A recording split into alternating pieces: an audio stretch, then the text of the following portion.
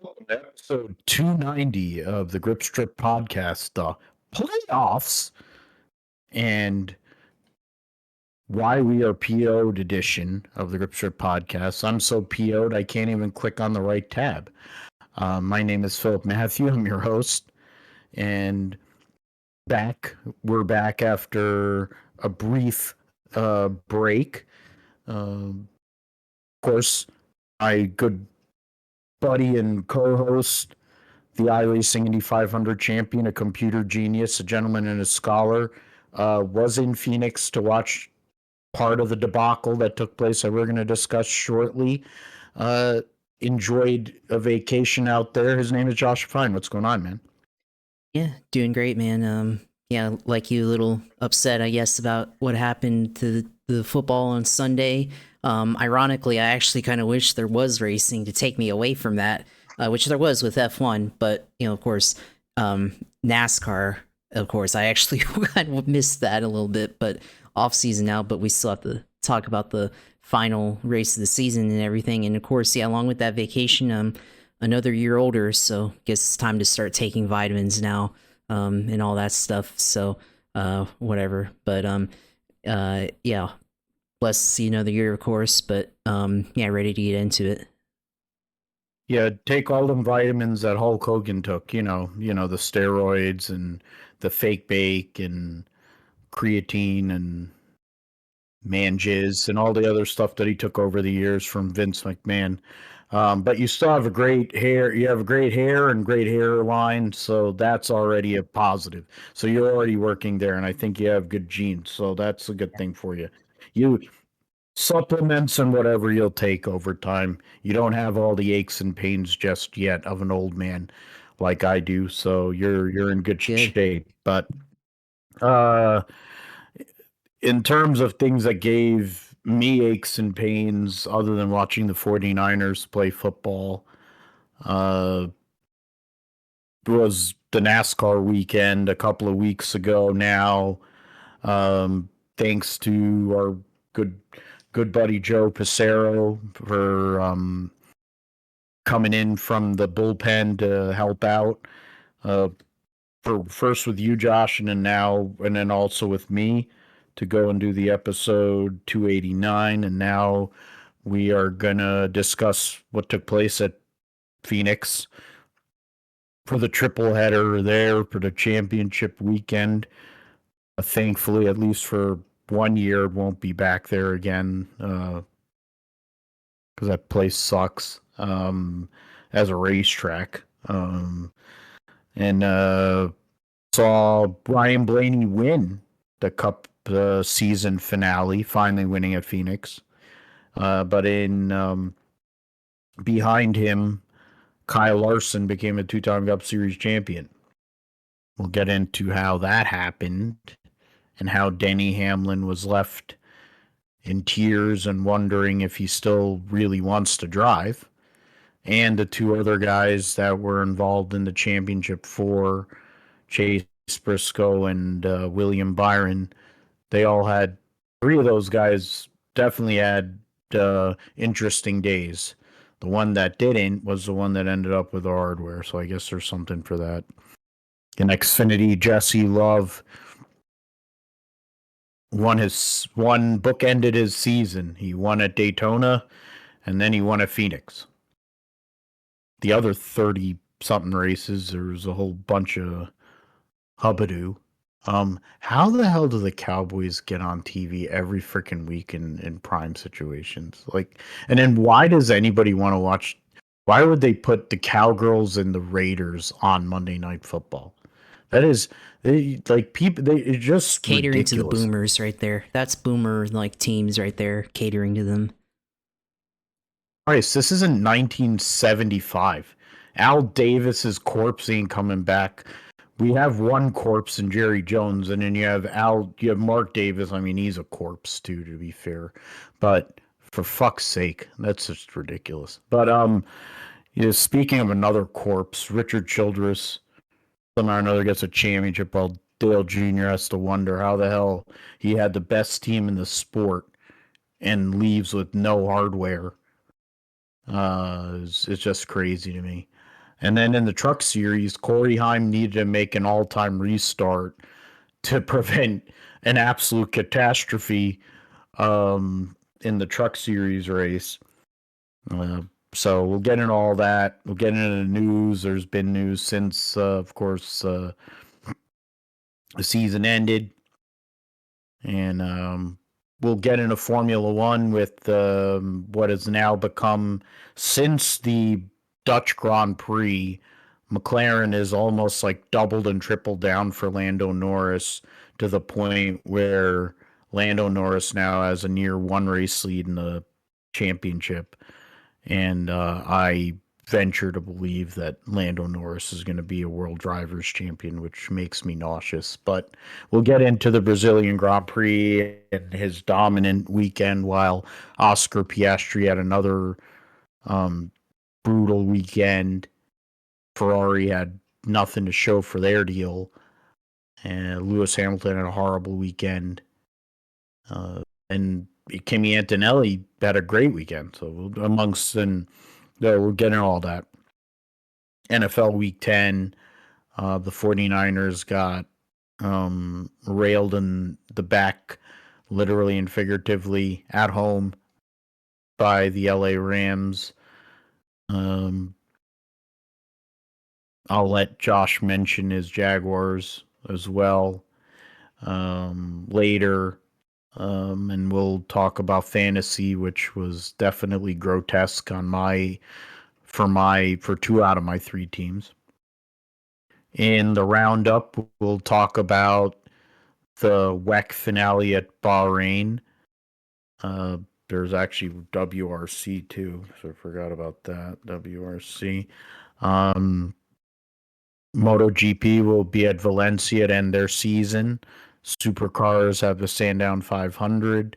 The NHRA's World Finals to end their 2025 season. And then they announced also that Rockingham Dragway, for the first time ever, will host an NHRA event. Not only will they host an event, they'll host a playoff race next year. The Rock was, of course, we all know, for NASCAR for many, many decades, but also in drag racing parlance, Rockingham Dragway hosted IHRA for many, many years. So that's harking back to the past there than any other news items. Josh will let us know all things going on in the sim segment, and then we'll call it a day. So let us start here with the with Phoenix, the final race of the 2025 season. We'll go back and look back at the championship race. Ryan Blaney made a last turn pass on former teammate Brad Keselowski, who was on old tires, to get the victory, get his first win at Phoenix, and 17th win of his Cup Series career. Great season for the most part, of course. Kind of wishing he had made the championship for you to won the race outright. That would have been epic. Brad Keselowski finishes second. Kyle Larson third. Joey Logano fourth. Kyle Busch was fifth. And Denny Hamlin finished sixth. Josh Berry, Michael McDowell from 37th to 8th. Ryan Preece and William Clyde Elliott the second, rounding out your top 10. Chase Briscoe ended up 18th after trying 2 tires to get track position. He paid the price for him while Larson didn't. Or no, he went and put on 4 scuffs after he downed I don't know how many damn tires. And then William Byron hit the fence late in the race with 3 laps to go and finished 33rd. AJ Allmendinger knocked the wall down multiple times during the weekend. Once in practice, once during the race. Bubba had issues with his brakes and had to call it a day. Yeah, so I mean, we talk about Blaney won the race. Nobody really cared. Last race before he becomes a father, because him and Gianna are expecting their son here shortly. But Kyle Larson ran okay in the stages, didn't lead a lap all day, and comes through after basically being nondescript for I don't know how many months this year. Basically, after early May, Kyle Larson ends up being a two-time series champion. And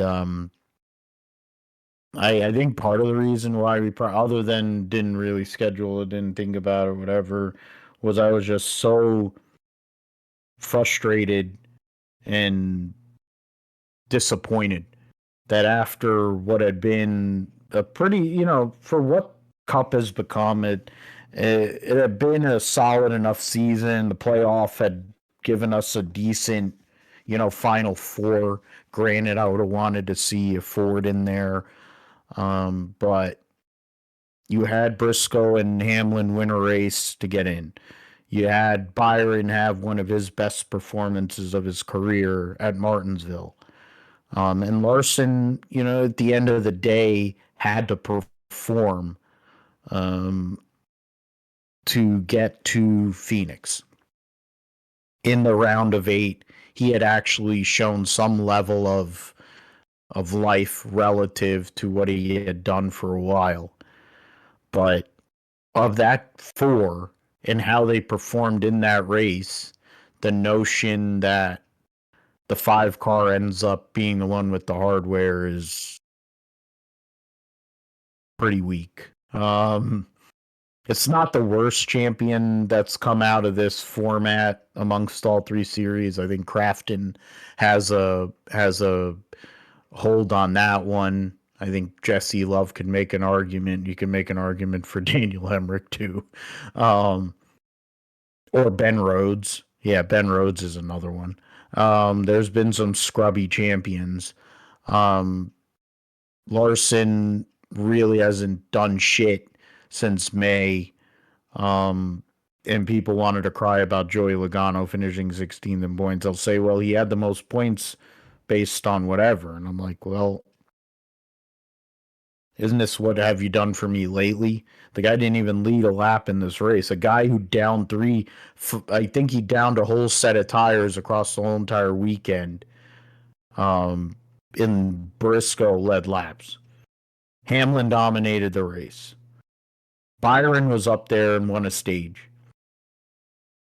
In the end, I could have been fine with any of the other 3. But, Larson winning the championship was just, I don't know. It is just bad. And I mean, I think they were already hinting at changes. It's going to be a 3-4-3-3 or whatever the fuck it's going to be, or some 4-3-3-4. I mean, 10 race playoff. And then I think they're going to keep it with 16 drivers for whatever reason. They should limit that too. But they haven't announced it yet. I'm sure they'll announce it probably in December or some crap. But the format as we know it, I think with that result, the results of the last 2 days of racing at Phoenix, hopefully has put that format to bed. Format that was basically a forced job of what Tony Stewart did over 10 weeks in 2011, where he had to win 5 out of 10 races and come back through the field, I think 2 or 3 times at Homestead in 2011 to tie Carl Edwards. And then they said, oh, yeah, let's go and make that a system a couple of years later.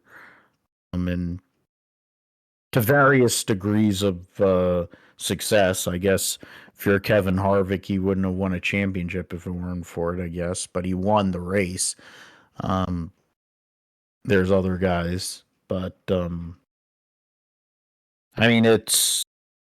I know you were there, Josh. You were able to enjoy it, so I guess in a sense of being at the racetrack, seeing it, being in turns 3 and 4, and having the celebration in front of you.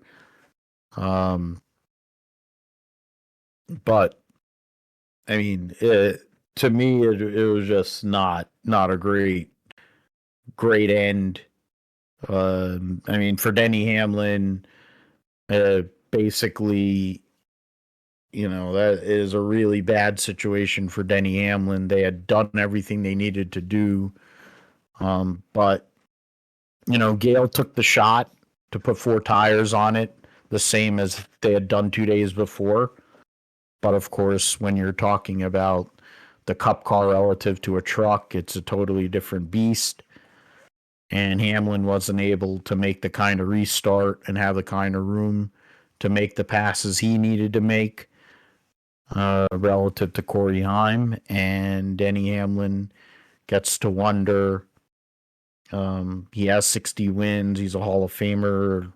He's a car owner involved in a lawsuit with NASCAR, but he still does not have a Cup Series championship. And I think that's pretty bad after how he performed that whole entire weekend, up till 3 laps to go in that race. Yeah, I mean, there's a lot to say there. I think when you look at the context of the championship and how the format is designed, right?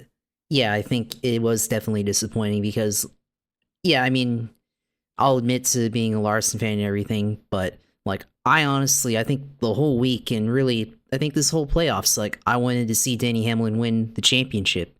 I listened to Action Judgmental every week and everything, and I honestly, wanted to see Denny win because like he's been it for 20 years now. He has now 60 wins, and he deserves it. He has the lawsuit.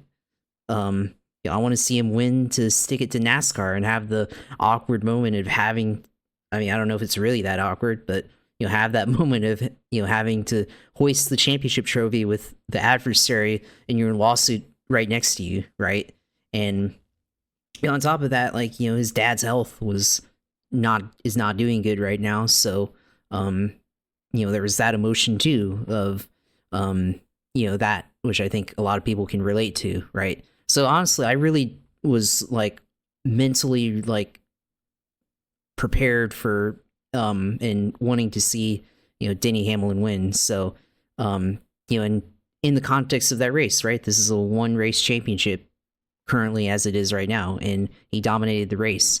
And then it came down to a green-white checkered, and they made the wrong pit call because they went on 4, and everybody else. I mean, I think all things being equal, like if he lines up right beside Larson, then on 2 tires or on 4, and Larson on 2 tires, then yeah, I think Denny wins. But there's just too much traffic in between them, and he got bogged down in it, and Larson came out on the other side because he was able to navigate through that and go on the outside in turns 1 and 2 and get there, and actually kind of had a shot at the win there. So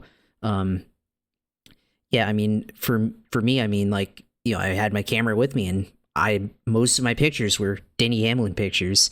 So I walked out of there kind of in a state of disbelief because like I got down to like 10 15 laps to go, like I started positioning my camera, like trying to practice taking the checkered flag of Denny Hamlin crossing the line, right? And 3 laps to go, caution, and then it all kind of unravels from there, and you see Danny buried in the pack, and then you think, okay, maybe he might pull off what Corey Heim did on Friday night.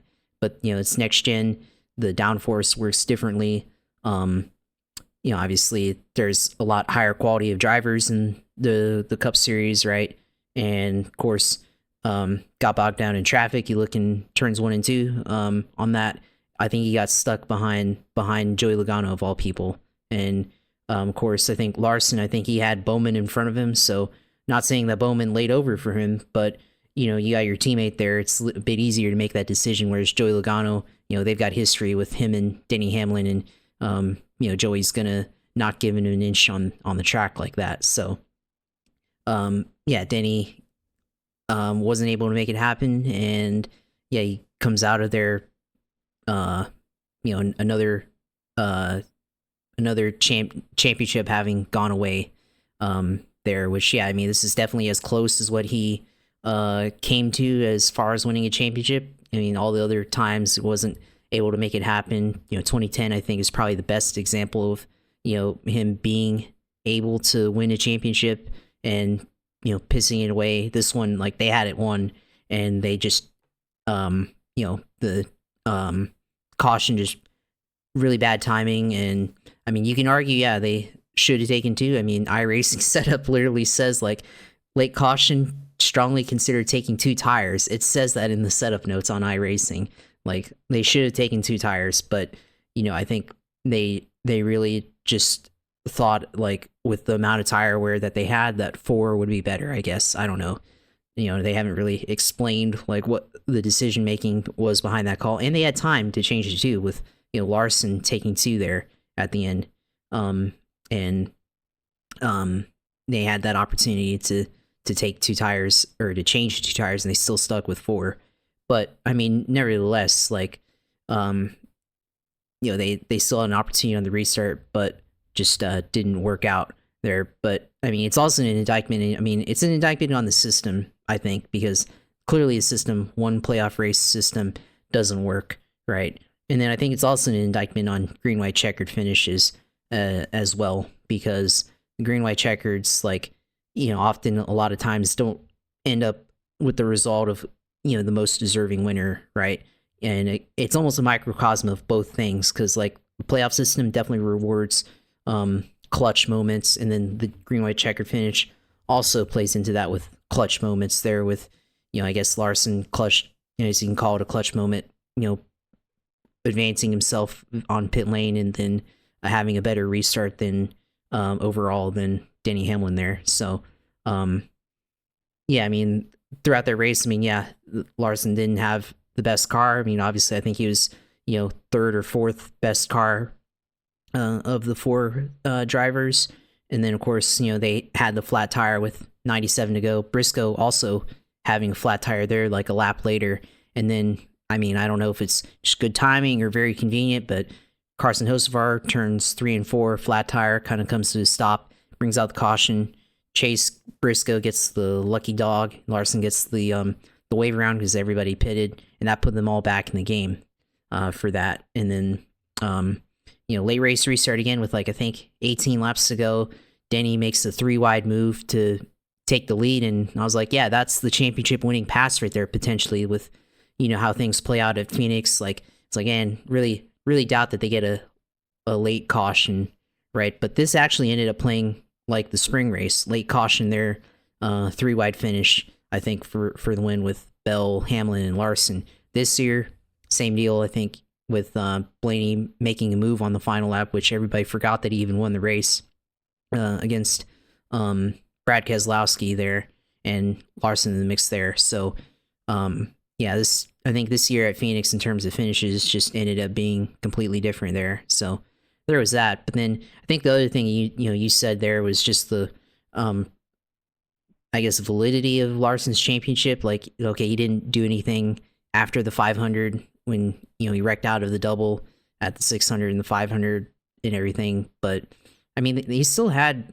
statistically, like, they still had a good season, 15 top 5s and 22 top 10s. So it's not like Logano kind of just cheesing his way through it and everything, because I don't think definitely Logano was not one of the best cars last year in points and everything.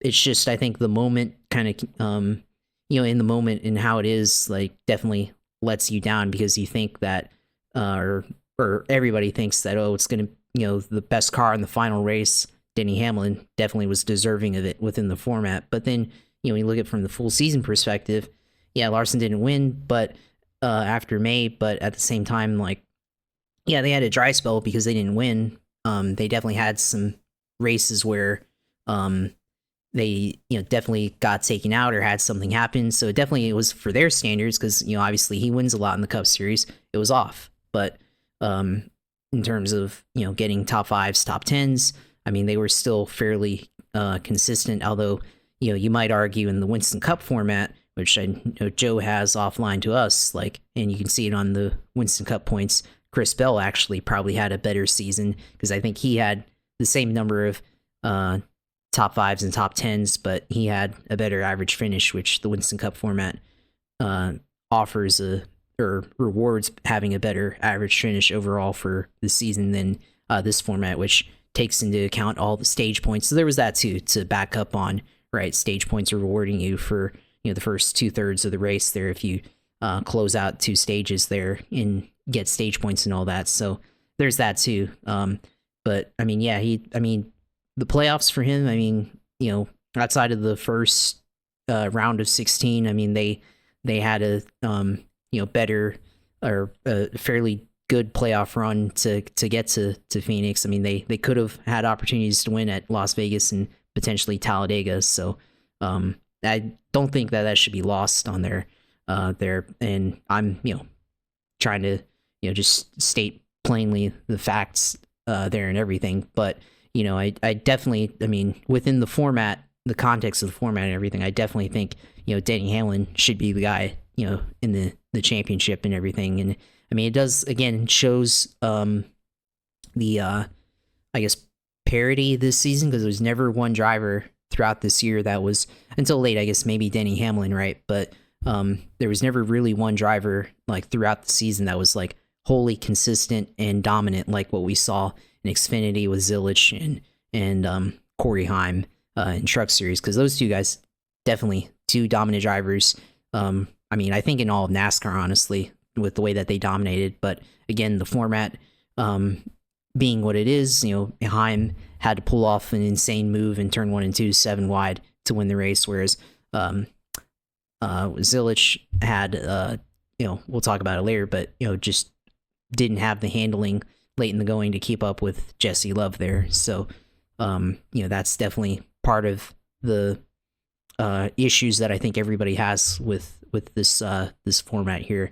So hopefully, in the off season here, NASCAR comes up with a decision here. And I mean, you can think of if they don't do the win in advance thing, then basically the 3-3-4 format is a I guess dressed up version of the 10 race playoff here. So we'll see what kind of decision. I mean, I think we're both in agreement of full season 36, which I think a lot of people want to see, but we'll have to find out here in a couple weeks or months or so. I'm assuming they're probably just not going to announce anything until January, because January is usually like when they announce these type of changes and everything. So we'll see what kind of decision they come up with here and everything, and we'll see how it all plays out here. But yeah, for Hamlin, yeah, it's definitely a heartbreaker. You think he's going to go out like Carl Edwards, but which he definitely felt like, but I think he's resolved to continue on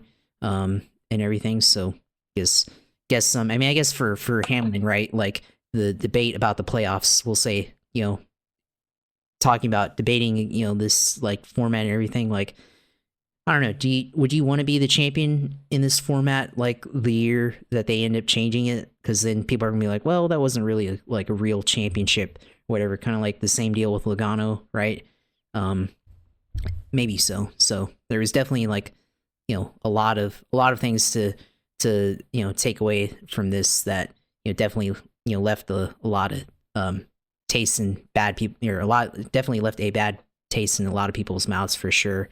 I mean, mine included. I was like completely bewildered after it. I mean, I think everybody was. In Larson himself, looking at his interview, he said, "I definitely feel bad for Denny Hamlin there." So, definitely think that everybody understands that something needs to be changed in order to, bring back some form of credibility to the entire sport.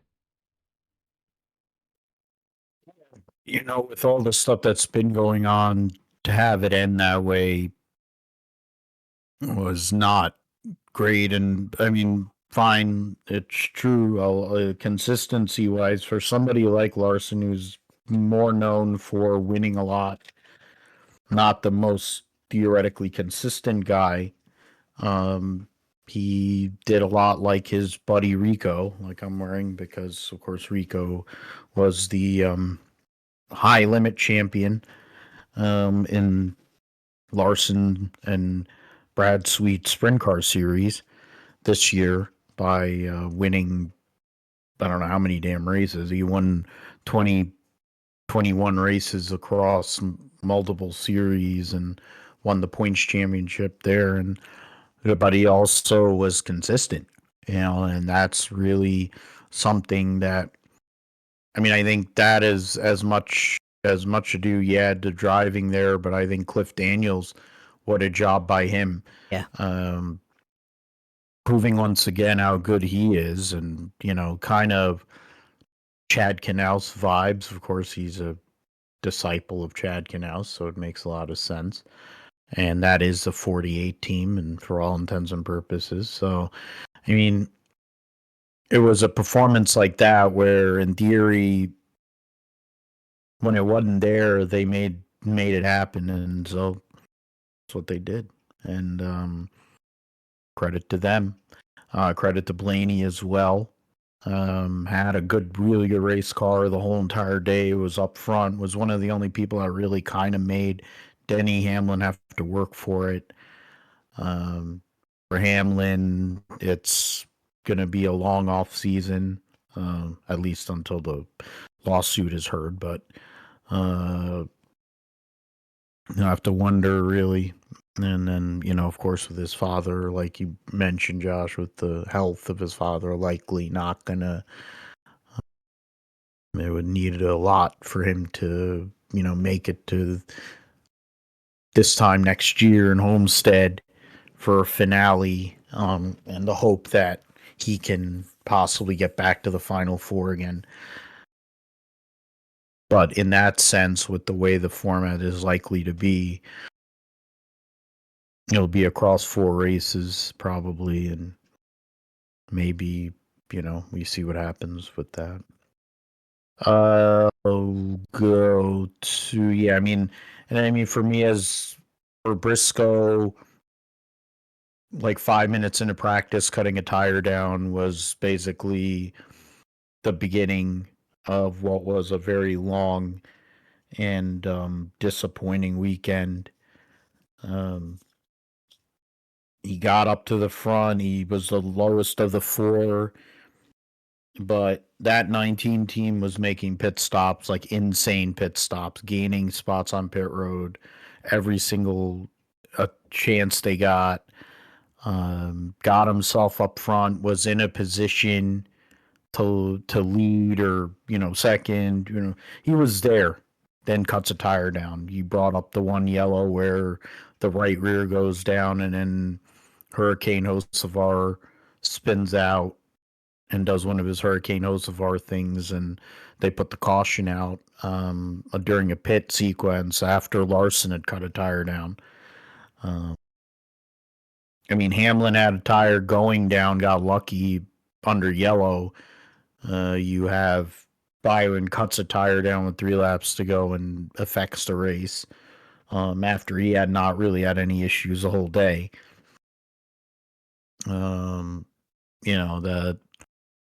There were tire issues across the whole entire field, really. A lot of teams had tire issues. The Fords didn't seem to have as many issues, but then, of course, they didn't have anything to lose. But,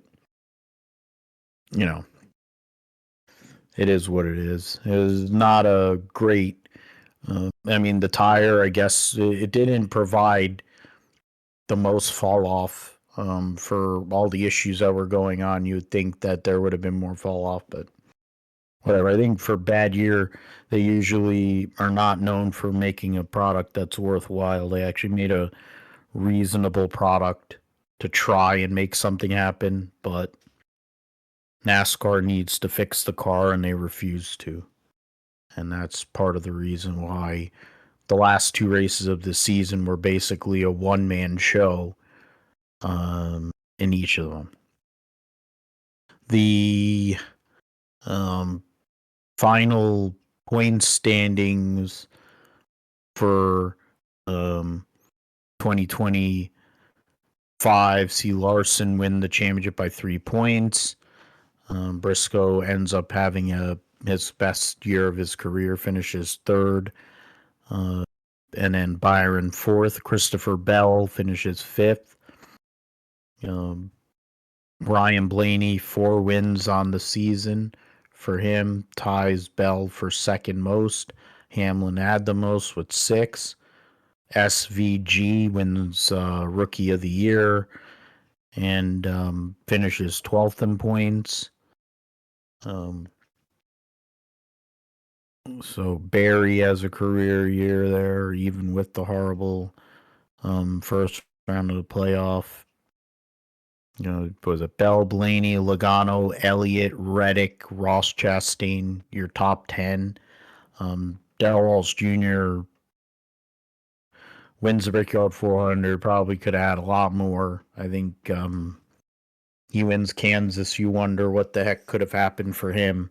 But it kind of went away those last couple of weeks on the flat tracks. So I guess that there's something to be said that the 2311 boys, they didn't have a good flat track program, so it wouldn't have really mattered as much there. But the 1.5 mile track program and super speedways and stuff, I think is a good sign for those guys. Sorry, getting myself a beverage. But interested to see what progress they make in 2026. Their team, I think, Reddick not getting a win. He's going to want more. And of course, stuff with his baby, rookie there. And then, Bubba also with everything. They're having another kid or whatever. And I think, right? So I think they said that, or I might be mixing them up with somebody else.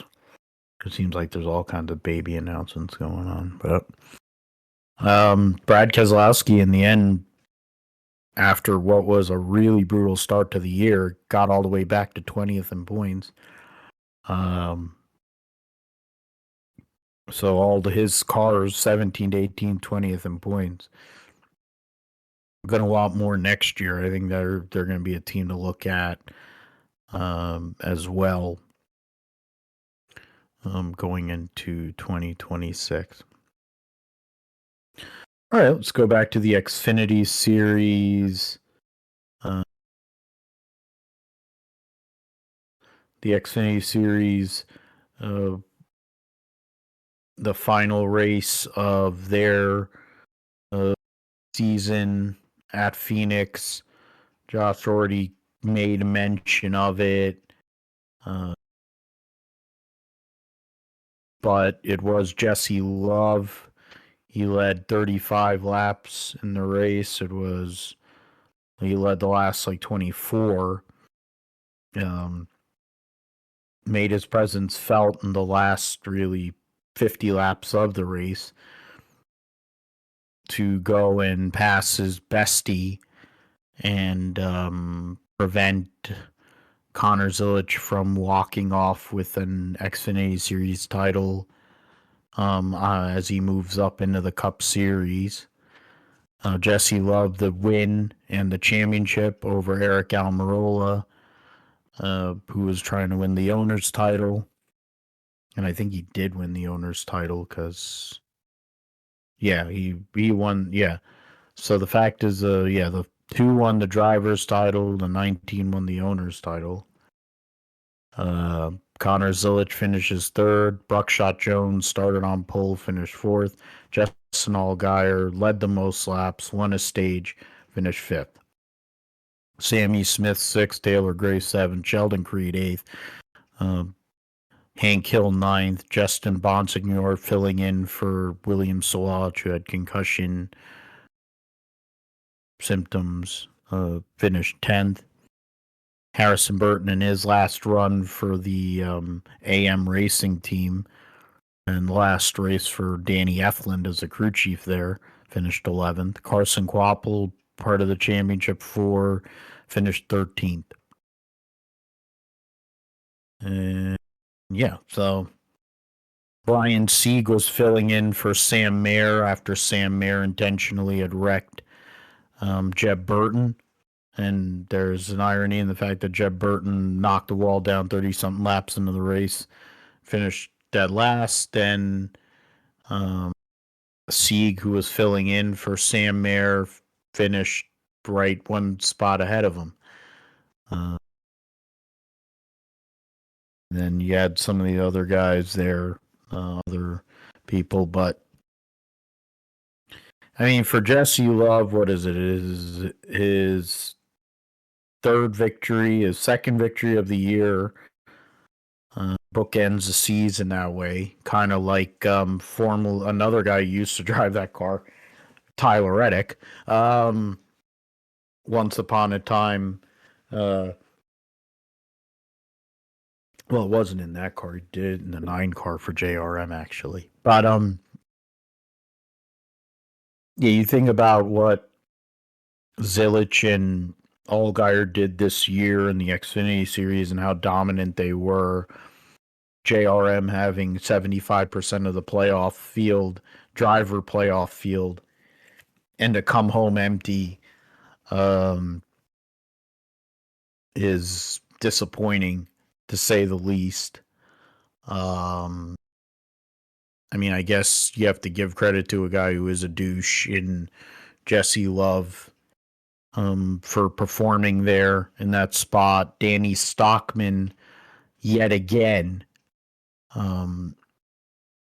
Danny Stockman somehow or another made Austin Dillon a champion in in Xfinity and Trucks, and also won him Rookie of the Year.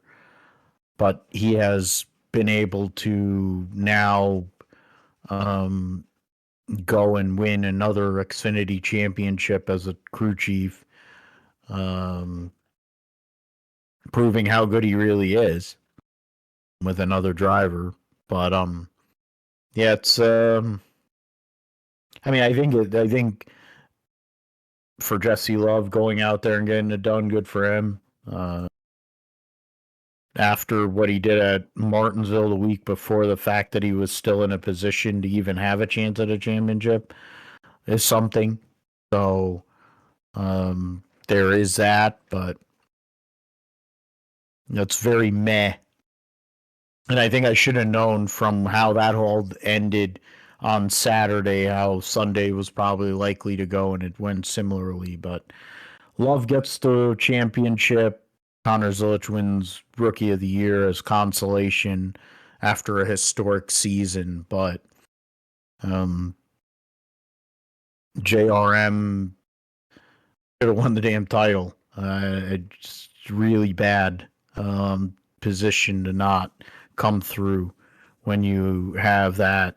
And I mean, and you'd think JRM and Gibbs are the two best teams on the series, or the JRM and the 19 car, really. And then none of them win that race is crazy to me after what had transpired through the majority of the year. Yeah, I mean, I think, yeah, you're absolutely right on that. Jesse Love bookended the year with wins basically, and somehow made it to the championship for Xfinity, and he was up there. I mean, he led a good amount of laps and was battling with Justin Allgaier there throughout that race, and at the end, Connor Zilisch just didn't have a good handling race car really. Throughout that, there was just a lot of times where it seemed like he was in the back half of the top 10 there, and then I wasn't able to fully watch it, but I mean, it seemed like he was able to finally get out into the lead after a pit stop. And I remember seeing a quote on Twitter. Dale Jr. was talking to Zilisch on the radio, and they had, I guess, talked throughout the week, and they had said, this is your moment right here to I guess make your move or make your moment happen or something like that. And the opportunity for him to go and win a championship. And I mean, for a minute there, I mean, it looked like maybe it might happen, but just didn't have the same handling there as he normally has had. And Jesse Love was able to catch up to him there and just had better lap times throughout the course of that final run. And yeah, Jesse Love takes the win. And thought Zilisch would still get second. I mean, technically still get the owner's championship, right? But Eric Almirola was still hanging right there and able to pick up the owner's championship, which obviously a lot of people understand it's arguably better for the team to win the owner's championship than the driver's championship. But the 19 wins the owner's championship there, and so the 88's left with basically nothing there. So other than Rookie of the Year, which I mean feels insulting actually to only come away with Rookie of the Year, right? And even more so is the fact that there is the possibility that Carson Kvapil could have won if Carson Kvapil somehow won this race, that he gets the title and Rookie of the Year over Connor Zilisch, which is insane because there's no way. I mean, not to say anything bad about Carson Kvapil, but I mean, there's no way that you could say that Carson Kvapil deserved to be even Rookie of the Year over Connor Zilisch here in the Xfinity series. So yeah, I mean, it's more damning of the system here than it is with the Cup Series. The the hands down the best driver in the Xfinity series, which Connor Zilisch was hands down the best driver, doesn't come away with the championship here, and with the way that this system is. And he had the full body of work, right? Full body of work that shows that they were championship material, but they just didn't have the handle in the final race. Junior Motorsports will have to go back to the drawing board there and figure out how to not let that happen again, because this happened in 2022, right? Like, we had 3 drivers for Junior Motorsports in the championship 4, and they talked a lot of trash to Ty Gibbs, considering how Ty Gibbs won or booted Brandon Jones out of the way for the final spot in the championship 4, or not the final spot, but prevented him from being there. So we saw that happen, and then Ty Gibbs goes out and wins the championship, and that's the last thing he's ever won there. So and everything. So yeah, just really disappointing from that level. But still for Connor Zilisch, the future is right. There's going to be more opportunities for him to have championships in the Cup Series, to have bigger wins, bigger victories against all the Cup drivers, and he'll have that opportunity racing the number 88 car next year in the Cup Series. So definitely, looking forward to seeing him being able to adapt to the Cup car and all that stuff. But he's still going to be able to dabble back into Xfinity, it appears, with him and Carson Kvapil splitting time with crew chief from Rodney Childers there. So definitely going to be some opportunities there. So it was definitely, even for Allgaier too, definitely disappointing to come away with that. So and not win. So yeah, it's definitely a letdown for me, and I guess all the other Junior Motorsports fans here. So but I guess BFF Jesse Love goes out there and wins the race, and guess once it was all good and everything, they were singing Sweet Caroline in the championship banquet there. So I guess that was an interesting clip there. But yeah, just a overall kind of a disappointing end to the Xfinity series. Very Penn State-ish, singing Sweet Caroline. In terms of that, take it as you will. But yeah, he'll be driving the 88 next year in the Cup Series. They did a cool announcement on the socials with that. And the same time also announced that SVG will be using his number, his family number, because his dad drove it. With the 97, the one that he won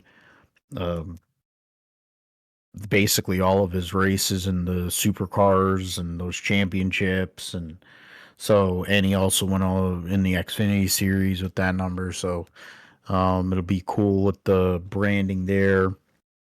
You mentioned Quapple. He mentioned during the download, I think, that they were, and it hasn't been posted, I guess, on JSki, but that he's gonna be full time actually. They Junebug said that they have a deal, or they have deals in place for Carson Quapple with Rodney Childers to run full time with the one car. They'll have the 7, and the 8 as full time regulars for the points championship drivers. Uh, I think the 9 and the 88 will be star cars of sorts. The 88 will, to continue the whole branding exercise with Connor, will be out there. I know that the 9 with Ross Chastain and SVG will be out there for limited races. So I guess that's how it's going to work in 2026. So they'll have 3 drivers for the championship. I'm not sure with Gibbs. I don't think they're going to change anything. I figure they'll have the same 3 guys they had this year as well. Ford is not going to have any representation as of now, unless you count Ryan Sieg. AM Racing doesn't have a crew chief or a driver right now. So that's a problem. So yeah, Ford really has no representation in the Xfinity series, which is not a good thing. And then Toyota will have Sam Hunt will have 2 cars. They'll have Harrison Burton, and then they will also have Dean Thompson. You have Corey Day is going to be running full time for Hendrick in the 17. So that'll be a person who'll be like a rookie of the year candidate. I mean, there's other announcements. Ryan Ellis signed with the Youngs. They're expanding, I think, to 2 cars. Parker Retzloff will be with the Viking Motorsports 99. So that is an upgrade for him. Alpha Prime doesn't have anybody as of yet. The Youngs, I think Youngs is the 42, so they had Fast Pasta there, right, this past year. So that'll be an interesting combo with Ryan Ellis and him. They both are good marketing guys. And if they can do something there, if they expand, but we'll see what happens with the rest of the Xfinity series as we go on. But yeah, the final point standings were Jesse Love by 6 over Zilisch, 8 over Allgaier, 16 over Quapple, Bruckshot Jones 10 points ahead of Hank Hill. Taylor Gray was 7th, Sammy Smith 8th, Sheldon Creed 9th, and Sam Mayer, who didn't run that last race, ends up falling all the way to lose 5 spots, goes from 6th to 10th. Yeah, you got that there. So let's go to, and then I don't know, do the point standings is they don't have the, I wonder if they have the owners championship. I don't think they do there.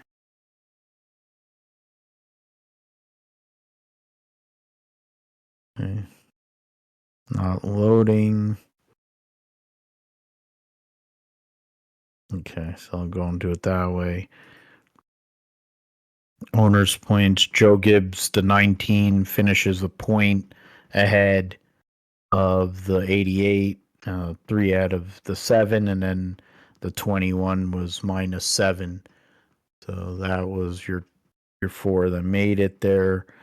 So the 19 team gets the Owners' Championship, and Xfinity would have taken the 19 winning the Cup Series championship. That would have been way better for the world.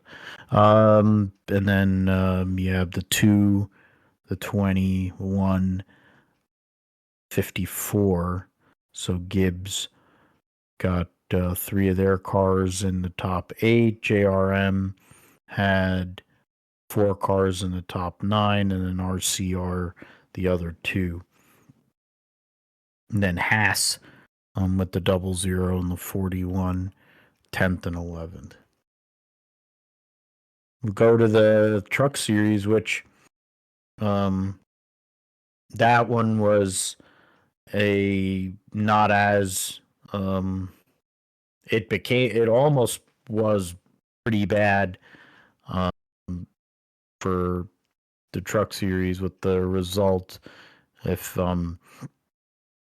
If there was one less restart, it would have been a bad situation here. But Corey Heim, after starting 6th, led 100 laps, won both stages, needed a big restart, but was able to get the job done.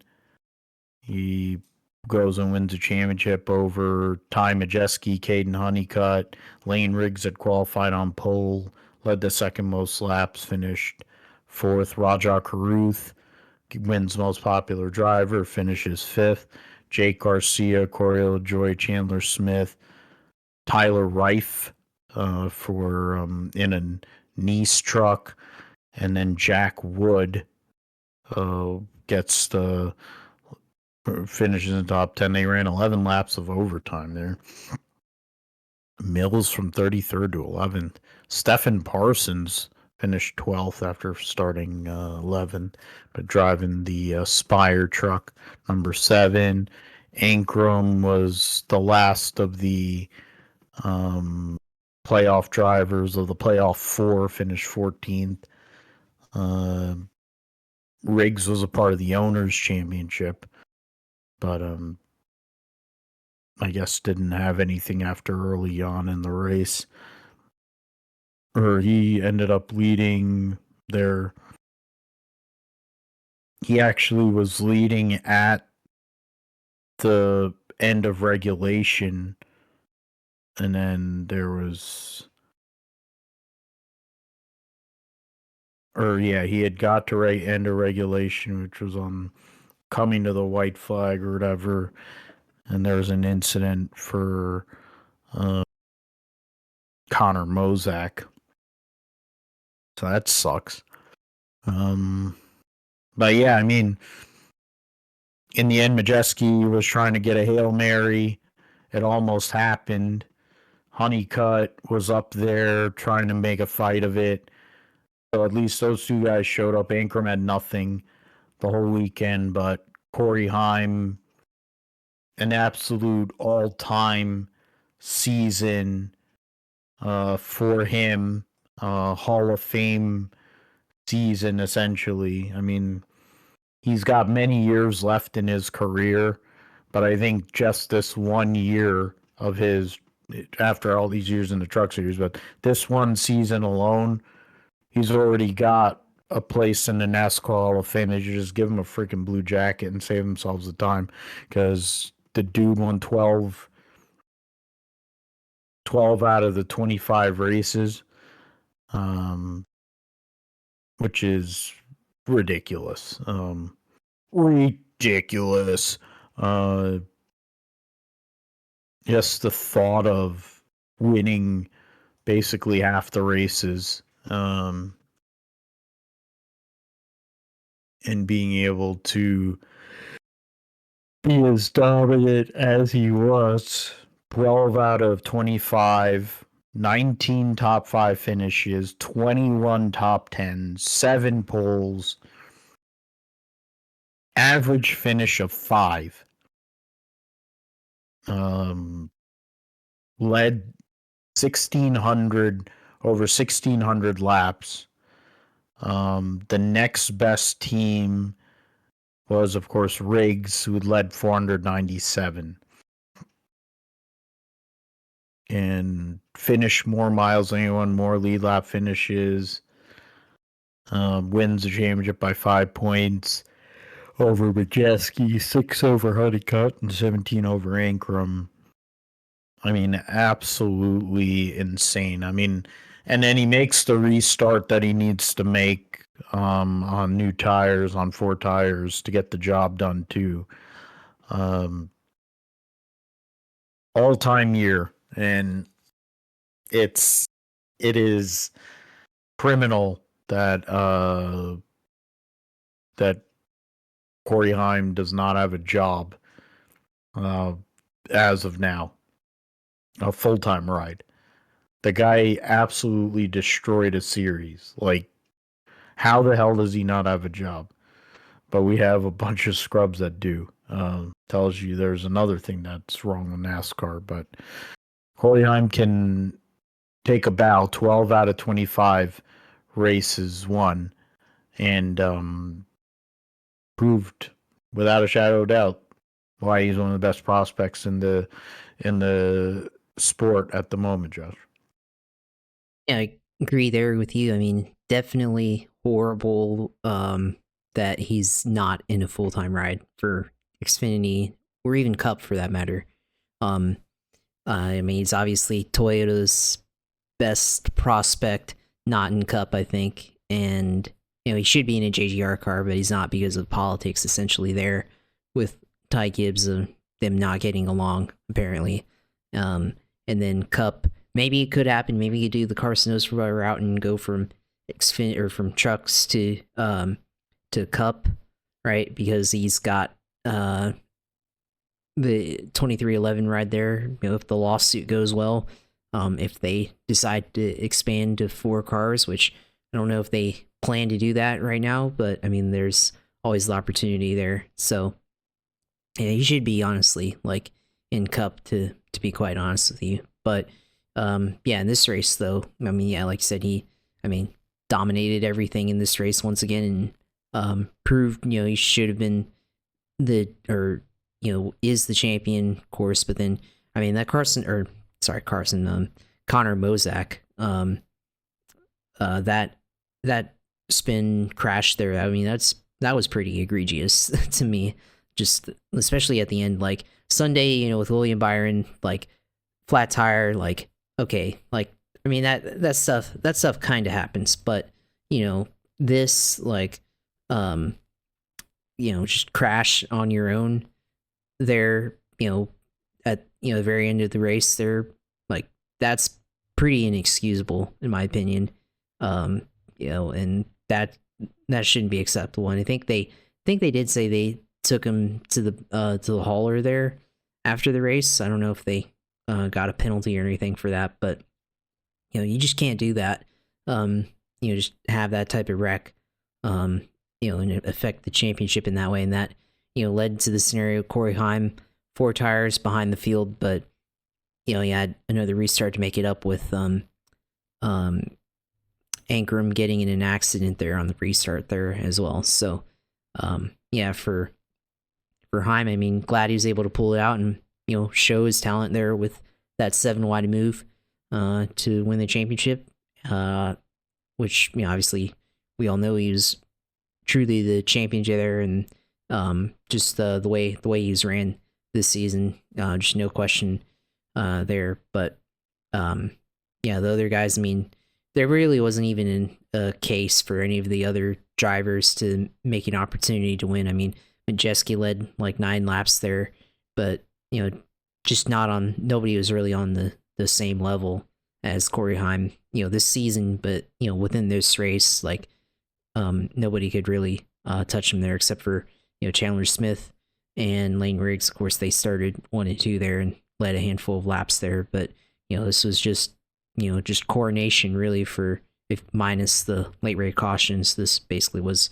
coronation day for Corey Heim running in that race. But Again, shows the flaws in the system. Like, yeah, he should have already been the champion, like, probably like 2 months ago. But the way that this is set up, he has to go through all this unnecessary stress, especially with those late cautions there to come out there and ensure they actually did win the title there. So yeah, I mean, at least he won, and yeah, we'll see where he ends up here in 2026. I mean, hopefully at least an Xfinity ride at the very least. I mean, I think he did have a couple of spot starts for Sam Hunt Racing throughout the year in the 26. So maybe there's something opportunity there. I haven't looked yet, but yeah, it does suck that he doesn't have something full time lined up for next year, and that's kind of an indictment on Gibbs Racing there, but also I think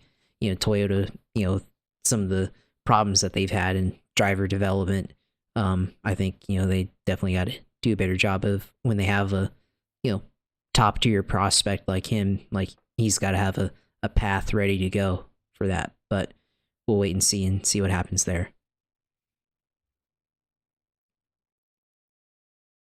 Yeah, I mean, and then you think about Caden Honeycutt, who just went out and won another late model race this past weekend, and he signed with Toyota. I guess it was a hedge by being able to jump into Stu Ball's truck because Stu Ball tried to eat it in a 358 modified. Um, he made that team seem much better than they really were. Put them in positions they hadn't been in a while. But I think he's going over to Tricon. You have Brent Cruz, who's probably, I don't know how old. I don't know if he's old enough. But dude is really, really good himself. He's part of that whole like young group with Connor Zilisch. So another one. So, I mean, you look at Tricon. They have a full allotment of drivers that can do work. Caden Honeycutt definitely the lead one in that. And then you'll have Cruz. You have others that are going to be there. A couple of ride buyers. I mean, one of them's the owner's son, so it's not that he should go back to the NHRA and do himself a favor in that sense. And then you have an Instagram influencer as well. Yeah, and then when you look at the truck series, at least for next year, Ford does have a presence, albeit Thor Sport. I think there will be a little different energy because it'll be the first time in 25 years that, for 24 of the last 25 years, Matt Crafton's driven for that organization. Now he's gonna not be in a truck. Was plenty outspoken about how truck racing, they've kind of neutered it in his post-race comments. So he wasn't happy with having to drive around in those vehicles at a lot of racetracks. So he's probably going to be back in a late model next year. So he might be in a Ty Majeski late model. So that'll be interesting to see. Majeski will drive the 88. Not really sure who else will be in there for that organization, but they have might be Baldwin, Tommy Baldwin's kid. It might be Fenhouse. There's options there. And then I mean I'm trying to think who else. Yeah, I think that's the main Ford team. Toyota I mentioned, and Chevy is McAnally. Not really. They announced Ankrum. I don't know if they announced Hemrick for sure, but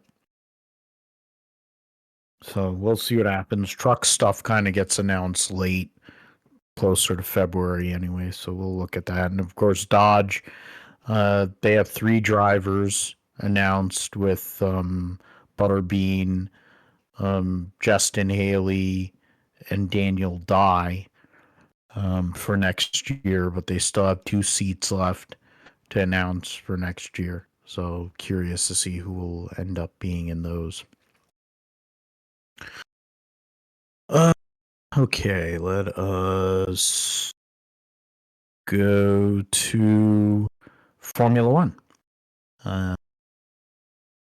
We will the Brazilian Grand Prix at Interlagos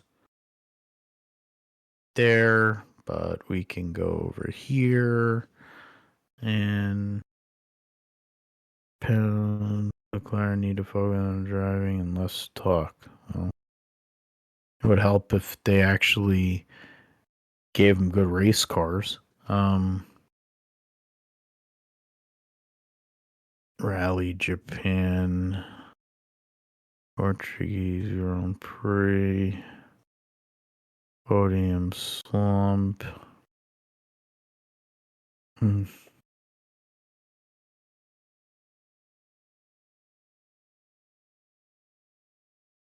There's also the Brazilian Grand Prix. Lando Norris, after winning the sprint, goes and wins the race by 10.388 seconds over in Andre Kimi Antonelli. Fish lips after starting up pit lane. After issues in qualifying, finished third. Just under 0.4 of a second behind Antonelli. George Russell was fourth. Oscar Piastri was 48, just 48 hundredths behind Russell in fifth. Then you had Ollie Bierman, Liam Lawson, Isaac Hadjar, Nico Hulkenberg, and Pierre Gasly with a points-paying finish. So close battle between Hadjar, Hulkenberg, Gasly, Albon, Ocon, and sides, Alonso. They were all really tightly packed. There was a 3 seconds separating Liam Lawson. Yeah, 3 seconds separating Liam Lawson in 7th all the way to Alonso in 14th there. But, I mean, now what has essentially happened is Lando Norris in after his issues at the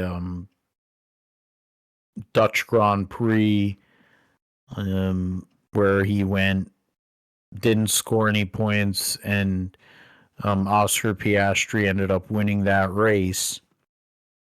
Since then, Oscar Piastri has not finished better than third. Norris has won 2 races in a row, finished second at the U.S. Grand Prix, and then finished third at Singapore. Is that what that is? Or is that... Can't even tell which flag that is. No. But and Piastri hasn't finished. Yeah, he hasn't finished better than third since. So he's had his fair share of issues. So he's blown what was a 30-something point lead, and I mean, I think it's a sad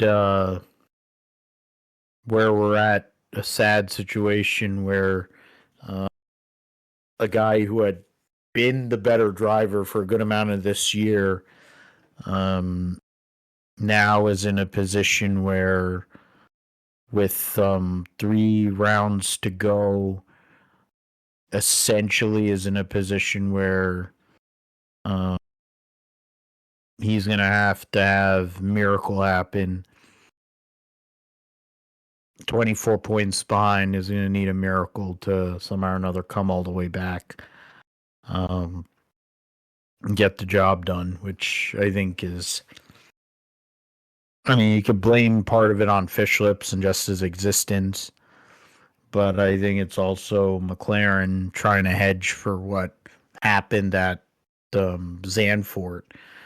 And at that point, with Norris being able to show up here and take over, and for all the people who are Lando Norris marks and find him to be some great thing, he's been able to perform better than his teammate, and that's all he's needed to do. Whether that's like actually going out there and getting race wins or actually it's one thing, but performing better and getting the road side of the car while his teammate has been struggling has been the difference, Josh, and that's why he has a 24-point lead. Yeah, and I think for maybe both of us, I definitely think for me, like probably like a month and a half ago, I think we were probably saying Oscar Piastri was going to be the champion, right? And now it's not the case anymore, and he's been, I don't know what the deal is, lack of pace, potentially being sabotaged. I don't know. Just not executing in the race. Obviously, missed opportunities, right? With the deal at Coda, right? They had the sprint race fiasco there, crashing out of the sprint race here, and losing out on points there. I mean, yeah, a lot of missed opportunities, I think, for Piastri, and I guess this is a kind of a collapse for the end of the year, right? And Lando, I mean, combined with Verstappen taking away opportunities for really both of the McLarens, like, yeah, it's kind of led to Norris overtaking him in the championship and having an opportunity for Lando, who's been there, since 2019 to, I guess finally be on top of the F1 world here. So, we'll see. I mean, there's still time, right? I mean, I don't know. I'm not going to go back and look at the points with Max and Lewis from 2021, but definitely, this was a turning point for the season for these two cars for McLaren. I guess it's good that one of them has made a decisive point in the championship, because I guess if they're still close, there's maybe it opens yourself up the opportunity for Max to really get close and have a real shot at it. But I mean, I guess now that one of them's decisively ahead now, maybe it makes it easier to secure both of those spots in the championship and not have to worry about Verstappen in that regard. I'm not sure, but regardless of that fact, I mean, Lando had a great race. He's performing better than Piastri is right now, which is definitely unfortunate to see, I guess, there, because I definitely think Piastri is really the better driver, and for a good portion of the year had been better than Norris, but of course late down the stretch here just has not been on the same level of pace performance as his teammate there. So it is what it is, and I guess we'll see over the next handful of races if he can do anything to come back, or if Lando, on the other hand, can Lando, now that he has his lead, can he protect it and finish races and just maintain that point lead over his teammate there. So we'll see. I guess it's also worth mentioning the DNFs for Ferrari. Of course, Lewis, first year of Ferrari, still has not had a podium and everything, and it's definitely unfortunate there to kind of see it. But I think it's also just a reflection of Ferrari at this point, right? Because Ferrari's just not been great the last, I don't know how many years. They've had their moments, but definitely this year, especially you thought Lewis would kind of inject much needed life into this team, but I think there's definitely a lot of letdown for Ferrari there. So as a as a team, as an organization there, so they definitely had that issue. And then Gabriel Bortolello, of course, had heavy crash in the sprint, and then DNF here in the main race. So yeah, brutal weekend for his home race here in Brazil. So that was definitely glad to see him be okay after that. But especially that first wreck in the sprint was definitely a pretty heavy crash there. So glad he's okay after that. But yeah, I mean, we'll see how this rest of this year plays out. And I guess we have the final U.S. leg of the championship here coming up in 2 weeks, or week and a half, I guess now. So Las Vegas coming up, and we'll see if one of us can stay up for that one and watch that and see how that plays out. But yeah, still got a little racing here left to go now that most of all the racing here has been finished. But F1 next couple weeks to close out the year. Formula One, we got 3 races to go. We'll see. Constructors, at least the main champion has already been determined a few weeks ago. But drivers still 24 points for between Lando Norris and Piastri. Piastri's 25 points ahead of Fishlip, so it's 49 from first to third. Russell's fourth solid. Leclerc's fifth solid. So Hamilton is 26 points out of Antonelli. Then Albon by himself basically in eighth. The real interesting battle is from Hulkenberg in ninth, all the way to Stroll in 15th is 11 points. You can get Ocon in there, just 13, and 15 points to Sonoda. Ollie Bierman just outside the top 10, 3 points out. There, Hulkenberg and Hadjar rounding out the top 10. The constructors, McLaren at 756. Mercedes is 32 points ahead of Red Bull. Red Bull only 4 points out of Ferrari. You have from Toro Rosso all the way down to Slobber is 20 points. That'll be interesting to look at as we get towards the end of the year. On the points battle there with Haas has been showing up recently with some decent pace. Racing Bulls have done some stuff here when Liam Lawson isn't hitting other people.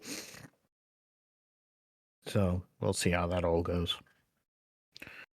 I can get out of that. So yeah, let's talk about football.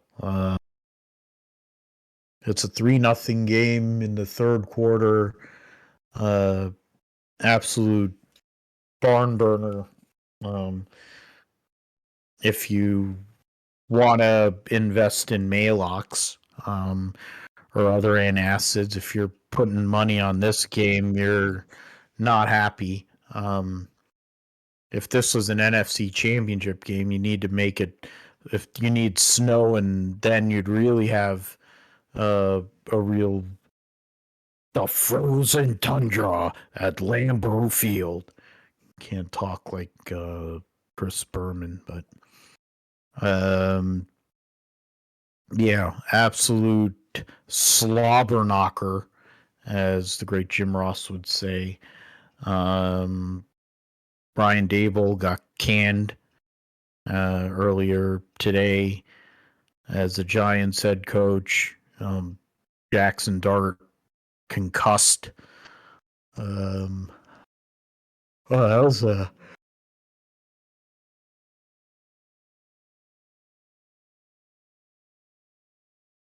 a swing pass there. Good swing pass. Can't see what down it is. Okay, yeah, so they're punting. All right. You have Burrows. They've opened his practice window or whatever, so excuse me. Earlier, what is it? Denver won in an absolute dumpster fire game over the Raiders. Indianapolis, Jonathan Taylor still running on Atlanta's defense. Carolina pulls another game where they don't show up. Tyler Schloff or whatever his name is, they get a win. Giants blow their lead and lose to Chicago. Miami puts a whooping on Buffalo. Baltimore beats Minnesota. The Jets win their second game of the year. Patriots put another loss on Tampa. Seattle blows out Arizona. Same as the Rams on the Niners. Detroit over the General Redskin Commanders. Hello, state your name. And then 20, the Chargers win by 2 scores over Pittsburgh. But yeah, I mean, it's for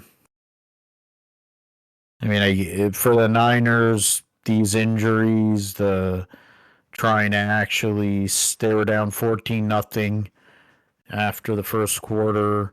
They were down 21-7 at halftime. 28-14 after 3 quarters. They kind of tried to make it interesting. They're late, but they made it 28-20 after a long drive, but then gave up 2 scoring drives in a row there. So, oh wow, this is a cool little highlight package. Wow, I've never seen this before. That's really an interesting little breakdown and all right. Miscellaneous stats report. Wow, I'm gonna have to go through this at some point. But that's football summary. That's the same thing. But yeah, they get jacked up. Yeah, Iron Williams gets a couple touchdowns. Nakua, Devontae Adams, both touchdowns. Jawan Jennings for the Niners. Brian Robinson for the Niners. George Kittle, late, gets a touchdown. 73 yards on 14 attempts and 2 touchdowns. Ron Robinson had 41 yards and a touchdown. Christian McCaffrey only had 30 yards rushing. Man. Then McCaffrey had 66 yards on 8 receptions, so he had 96 total yards, but no touchdowns. Kittle, 9 receptions for 84 and touchdown, but yeah, the Niners didn't have any answer. The defense is just not good enough to beat an offense like that, and it's not possible to play that way and expect to win. Currently 6-4 on the season now. The playoff picture, standing. Yeah, current standings. The Niners are third in the division, 1.5 games behind Seattle and Los Angeles, and they've split against the Rams. They still have to play Seattle one more time. But yeah, they're 0-2 non-conference, or 6-2 in conference, and 3-1 in division. So they still have all to play for, but it's gonna be hard for them, I think, to make the playoffs. You have right now, I think, what does it get? 3, 4, 5, some maybe not. When you have as many injuries as they have, I don't know what they're really playing for, though. Fell down out of the playoff as of now, but math-wise and the way that things land, think they're liable to make a playoff, but they're going to have a hard time, having to probably, if it stands as it is, it'll be Philly. Philly right now is leading this game, though, so if the Packers win, they'll move up. Tampa's going to get run out the door. Detroit, and if it's currently like Detroit and Green Bay, that'll be a good game.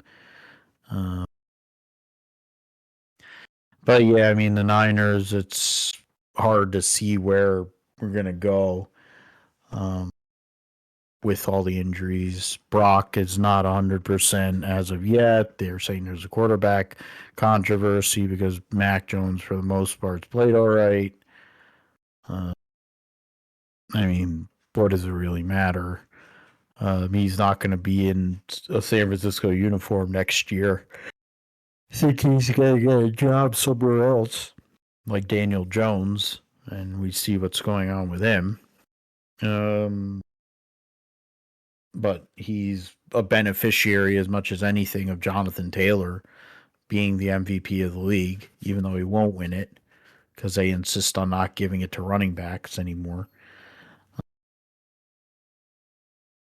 You look at Philly without Saquon being at this elite level as he was last year, their offense hasn't been some amazing juggernaut this year. They're able to pass the ball, but they're not the same team. The Niners with McCaffrey, how much he means to their offense, and if he's not able to go and do work, how hard it is for them. But yeah, and then my fantasy teams, a team in the Fall Brawl League lost by like 13, 14 points, in part because I took some flyers on some IDPs. If I'd taken reasonable IDPs, I'd probably win that game. Matt was trying to go and make random trades. I was saying that I might go and try and figure out a way for us to make a trade, but you're in the mix still, so you're not selling as of yet. So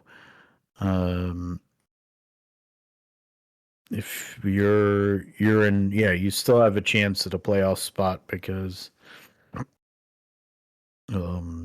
with the way that where is this? I was trying to look for. Yeah, that's not what I wanted. My team. Stat tracker, yeah. So yeah, I lost. And that's with Joe not even getting 3 points from Garrett Wilson, 3 points from Aiden Hutchinson. And the 3 points that he got from Garrett Wilson was from a solo tackle. It wasn't even an offensive play. And then Brian Thomas Jr., who's hurt, So you basically had three guys not even show up, and I had a full roster, and two of my IDPs did basically nothing. And then I didn't really get much of legitimate production. My quarterback play an abomination. So uh, I was going to look at league stats. So with my loss, I would drop to sixth, and actually, you would get within a game of me. Um, Three-way tie there behind myself with Josh, Steve, and Vic. I'm only a game out of second, but I lost that head to head to Joe. Then Matt and Manny. So, wide open. Christian Watson there. So, yeah, there's that. I mean, Josh, I know that yesterday was not one of your more favorite days in terms of being a football fan. After what transpired in that game against the Texans, knowing that every win or every positive opportunity counts, and to blow a big lead or whatever, and Davis Mills at points didn't look like he knew what a forward pass was, just like Justin Fields. But they went out there and they were able to make that comeback. Jacksonville's still in playoff contention, but a untimely defeat here in the middle late part of the season. Yeah, it's a understatement there. Honestly, I mean, that's actually the worst loss in their history in terms of choking a win. Like, they had a 19-point blown lead, which is the biggest one in history there. So, yeah, that's pretty bad. There's no other way to put it than that.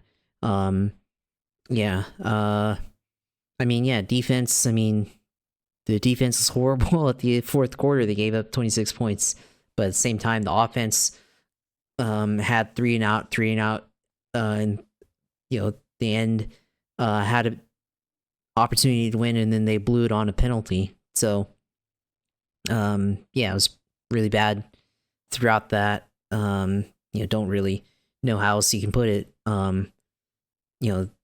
The defensive line could not get pressure on Davis Mills in the fourth quarter, and they gave up a 93-yard touchdown drive to them in the fourth quarter to make it a 29-30 game there. So yeah, it was really bad in the fourth quarter, and just don't know what happened. Just complete choke job there in the fourth quarter, and then Trevor Lawrence took some sacks that he probably didn't need to. Had a sack on the final game drive there, but didn't really have an opportunity to even make a decision on that. So can't really fault him on that one. But yeah, just horrible effort by the offensive line as well throughout that. So yeah, I mean, they're still in the playoffs as of now with 5-4 record, but there are opportunities to make the playoffs. If you assume that they drop the Colts with the way that the Colts have been playing this year, and the Broncos, who have a really good defense, if you assume all of that, that they lose to the Colts at home and away and lose to the Broncos on the road, then really it means that the next two games here against Chargers and in Arizona are basically must-win games.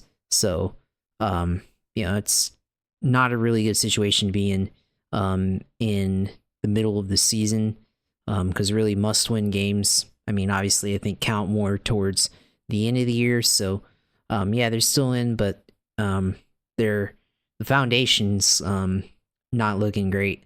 There to be secure in that. So you still got the rest of the year to play out. They've got to win against the Chargers here on Sunday here next Sunday. So and they have to beat the Cardinals as well. So there's really no other way to say that. It was just horrible to see, and it was good start, obviously, interception, field goal, touchdown, but then all of that was on short yardage too. So that's the other part, because they didn't have a lot of yards, but then they were definitely helped out by short yardage, punt return, touchdown, right? But they weren't able to come through with it. I mean, when you go up 29-10, I mean that should just be like putting the game away. But immediately after that, they gave up a touchdown there, and then you go 3 and out on that drive afterwards, and then that definitely opened up the opportunity there for Jacksonville to lose that game. So I mean, it's one that makes you question everything afterwards. Josh Allen's not played to the money that they're paying him, and everything. So you really have to question Josh Allen here, and Trevor Lawrence. You're the franchise quarterback. You're supposed to, supposedly generational. You're supposed to, make up for the defense. I mean, instead took a sack there, 3rd and 9 after the Texans scored their first touchdown in the third quarter. He took a sack there when probably could have, thrown it, to or given a guy a chance, and he ended up taking a sack on that one there. But then at the same time, he did put them in position to win there late, because he scrambled. I mean, he got sacked first, but just didn't even have an opportunity there. Then scrambled for 20 yards, and then technically had in a position with pass to Parker Washington on the sideline there. But then that gets called back because the defense, or the right tackle, gets called for illegal hands to the face. So just brutal penalty right there. And then of course fumble to end the game. I mean, if anything, I don't know. Because I have multiple ways you can go with this here. I mean, I think on one hand, I think you really have to start making some considerations on whether you need to move on from him and find somebody else. Which I envision them trading him as like similarly to the Rams trading Jared Goff, because Liam Cohen and James Gladstone were both on the staff of the Rams when that happened. So I could see that, something like that. But the problem is, well, who do you trade him to, where you'd get a quarterback in return, like that? So it would have to be a basically a huge compensation trade. They're certainly not going to trade him to the Jets, because the Jets are just a terrible organization, and he has a no trade clause on top of that. So he's got to have a mutual agreement in that. And I think the Jets are probably they've probably got picks that they can give up for, but the Jets are a horrible organization, so I'd not trade him to the Jets. So I'm kind of on that train of thought, is like, but when do you do it? Do you do it this off season, which might be too soon, or do you wait until 2027 when maybe it's easier on the salary cap? No idea. Before all the contract stuff starts kicking in. So there's that. I mean, do you think about trading Josh Allen in the off season or something like that? He's just not performed. After the big season he had 2 years ago with 17.5 sacks, just has not performed to what they paid him to. So we'll see if they can do that. But also they still need a good defensive tackle to really push the pocket. Eric Armstead is there, but he's also old and everything and overpaid, so got that there. Let's see who else. That's really the two players that they paid the most money to.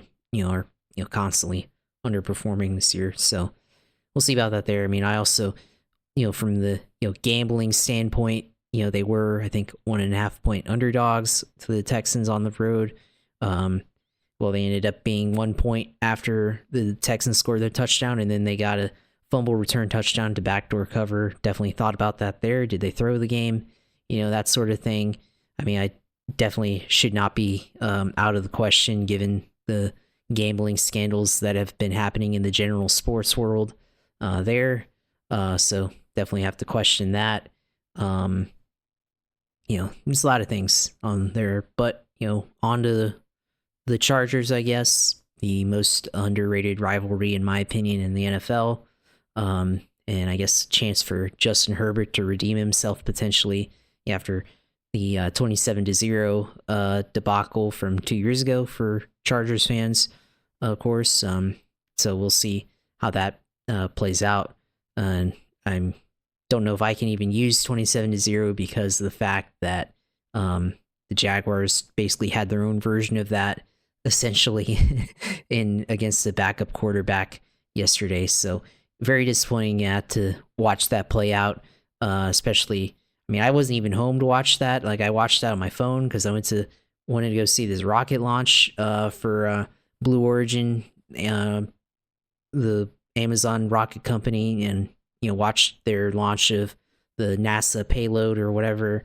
And then that didn't happen because the weather didn't cooperate, amongst other things. So there was like two disappointments there that just kind of happened right back because they canceled the launch or ended up scrubbing it, and then right after that, the Jags ended up taking the L. So, just I guess ended up kind of being a fairly disappointing day in terms of sports and other things yesterday on Sunday. So, at least fantasy wise, still going good there. I mean, Jonathan Taylor, MVP should be right there. 70 points. I mean, unreal output there. Basically won me the whole thing there. That's why I haven't traded. I mean, Wilson has made two separate trades, I think. No, not Wilson. Wilson made a trade for Jonathan Taylor because, or a couple episodes ago, I said I wanted to trade my defensive player from the Colts and my defensive lineman from the Giants for Jamar Chase. And obviously, Wilson ixnayed that. No way. And he said Jamar Chase for Jonathan Taylor. I say no way because that's I'm not giving up my number one running back and number one player in fantasy. And I think Joe in our league made an offer for him, and I said no way there too. So still in it, of course. With the RB stack there with Breece Hall, Jonathan Taylor, and Saquon Barkley, pretty good there. This year, definitely number one in that spot. Not selling out because we're still putting up good points. People decide to score better than me when I had winning scores, so we're still in it. And if things go my way the next couple of weeks, I think the tiebreakers will definitely help with the points scored overall throughout the season. So definitely still in it on that level. Did make a trade for T. Higgins with Vic, trading Deebo Samuel and Trayvon Henderson, the running back or RB2 on the Patriots, and traded for T. Higgins and DeMarcado from the they're from the Arizona Cardinals. So still in it here. Should move up into 7th place. I think that'll be 3 games for me this year, scoring the top scorer of the week. So still got that there. Definitely helping out the Kangaroos on that end in our War Games scenario here. So, there's still definitely, 4 or 5 weeks left of good fantasy games to be had before the playoffs start in our league. So still in it, not going to give up on that. There in one in my work league as well. Working out there at least. So yeah, still, quite a bit of a rough patch for real football, but fantasy wise, still in it for sure. It's really, really close from second all the way through 9th in our league is only, I think, 2 games.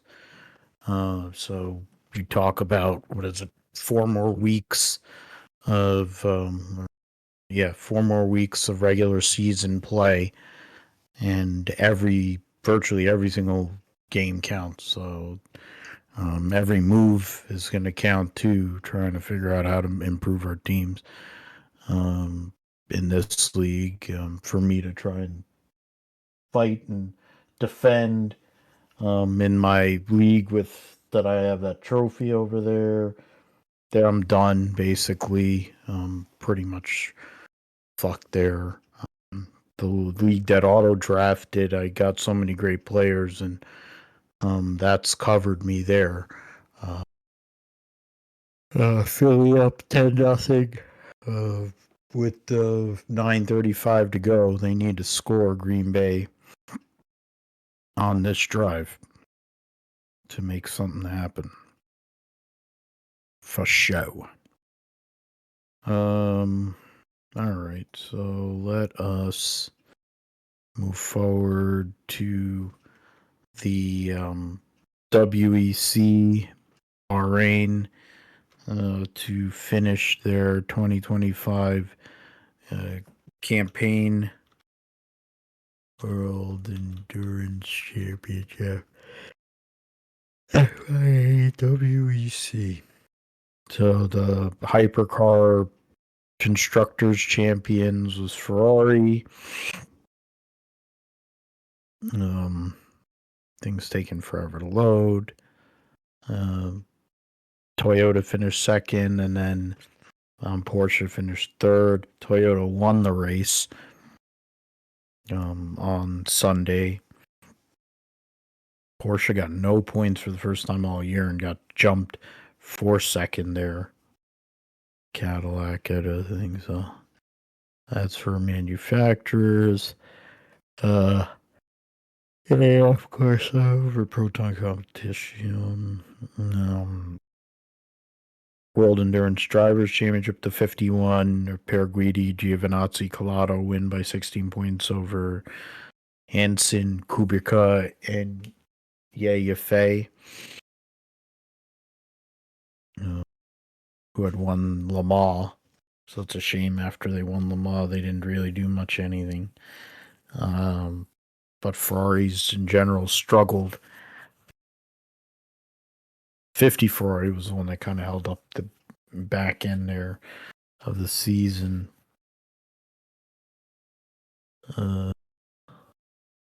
GT3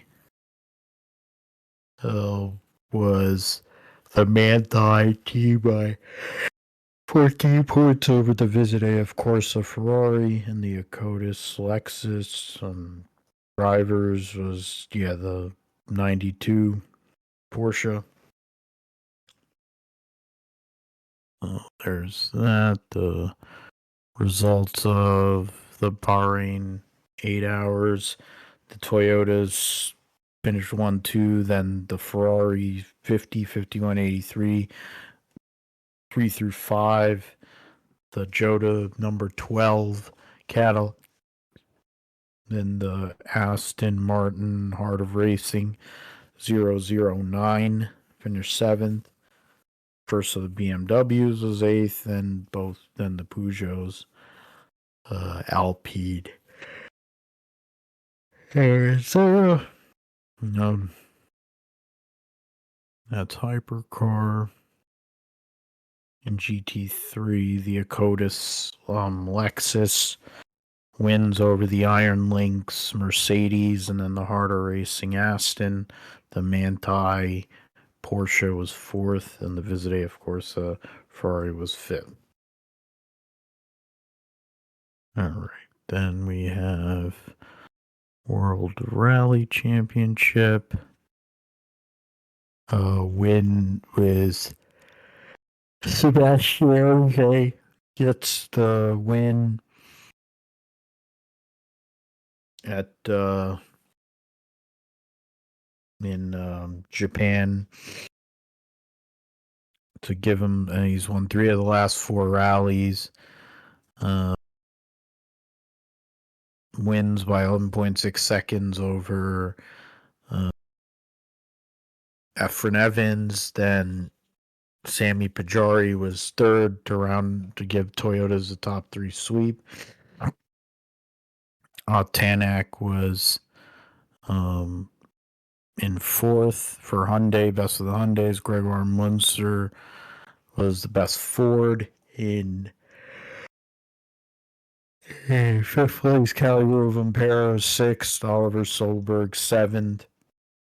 Wins in Rally 2. No, it says GR Yaris, but it doesn't say Rally 1, so I don't understand what is he driving in if it isn't WRC2 eligibility, but whatever. Heikki Kovalainen, the former Formula One driver, finished 11th. Interesting. Yeah, so then the standings for the World Rally Championship, heading into the final race of the season and the end of the month in Saudi, sees Efren Evans up by 3 points on Sebastian Ogier, who's missed, what is it?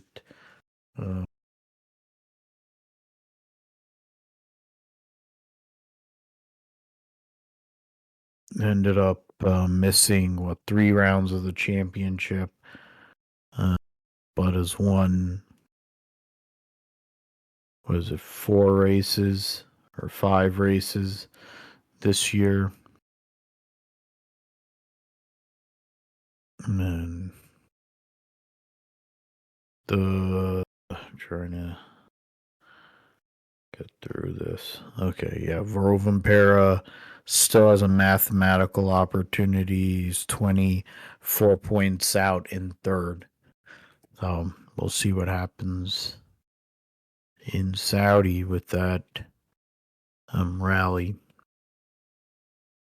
Valencia GP for Moto GP. Trying to find, yeah, there you go. Bezzecchi coming off of that was Bezzecchi was the wins the mini what? Yeah. Oh yeah, so wins at Portugal.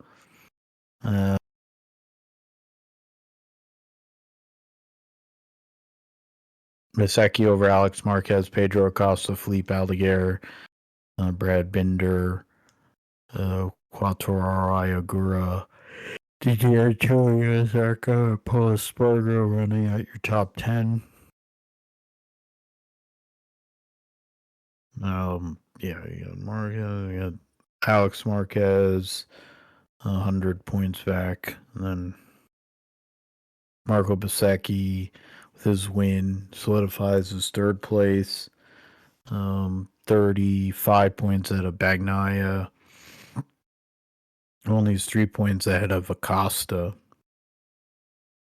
Yeah, there's that. In Moto 2, Morera wins.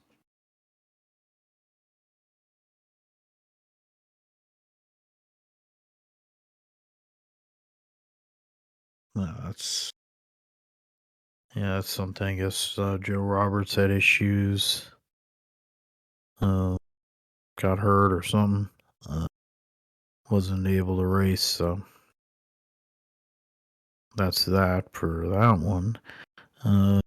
Supercars San 500, second race of their playoff format. They'll go from 7 to 4 at the end of the weekend in Sandown. And race from there. Current points or the Repco Supercars Championship. Jaden Ojeda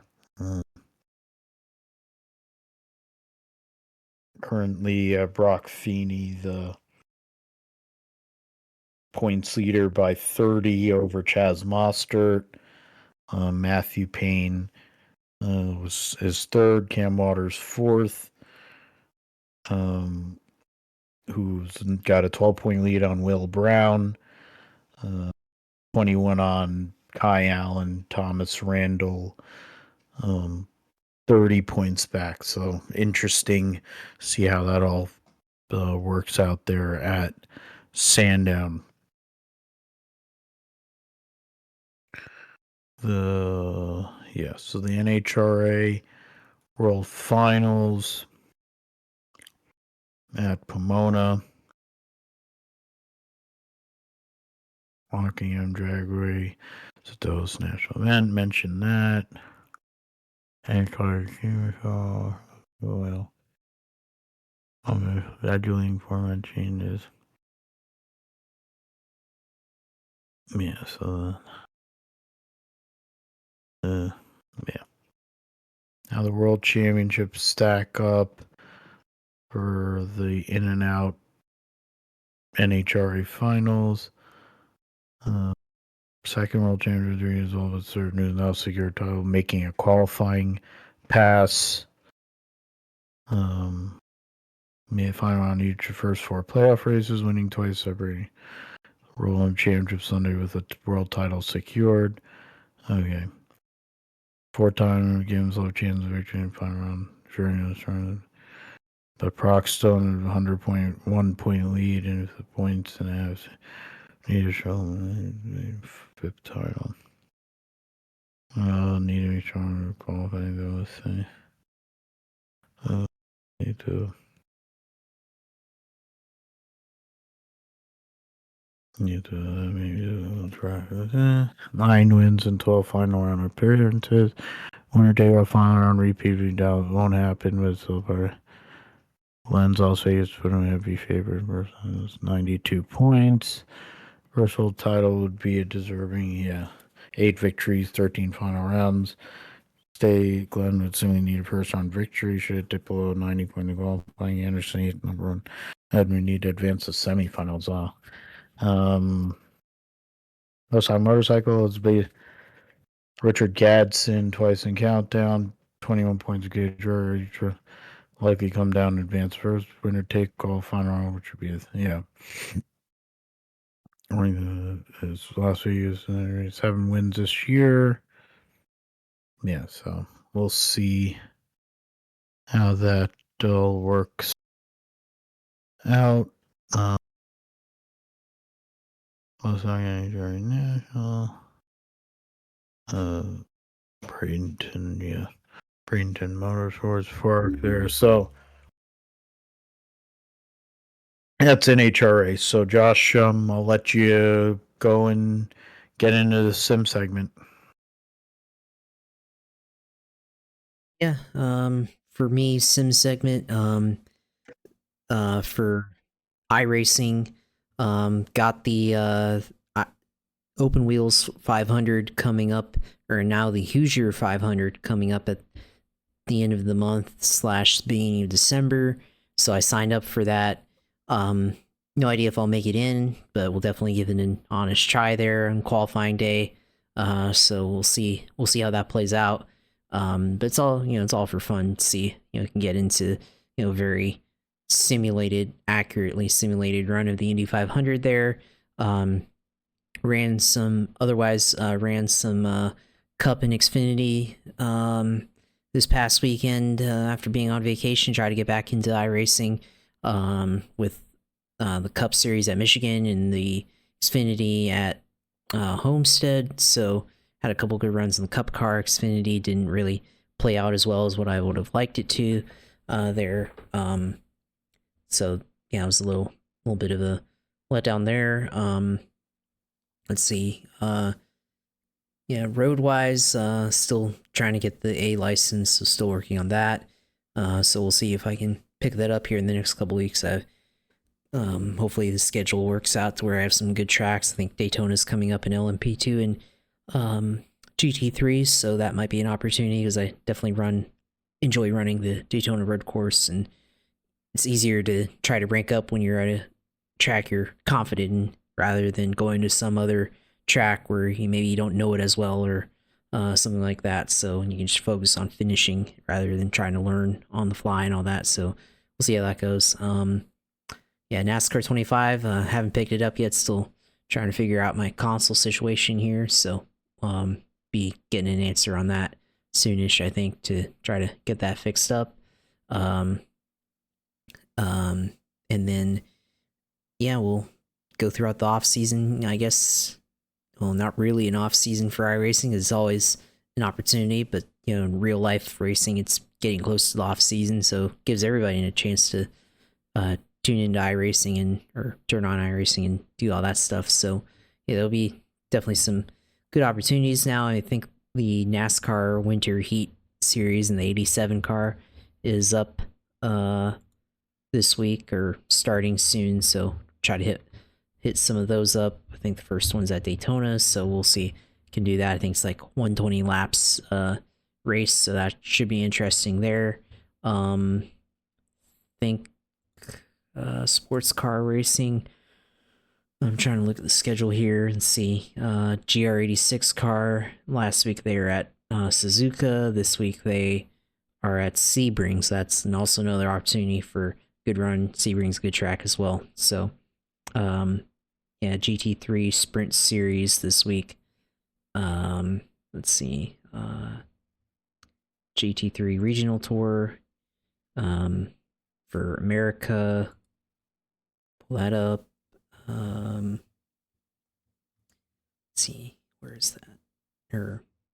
Yeah, GT3 Challenge. Yeah, that's what I want there. Well, next week I guess that's Suzuka and then Mount Panorama. So then Watkins Glen around Thanksgiving week. So there's definitely some good tracks coming up there on the GT3 circuit for iRacing. So yeah, there'll still be good opportunities here for as the real life season winds down and there'll be more time for sim racing. Of course, definitely start preparing for the 24 Hours of Daytona in January. So start looking at that probably in about a month or so to start really looking at getting up to speed there. But yeah, start probably doing some prep for the Open Wheels 500 and get a good qualifying setup in that's competitive, I guess. So we'll see if we're able to make it. Of course, independent entry there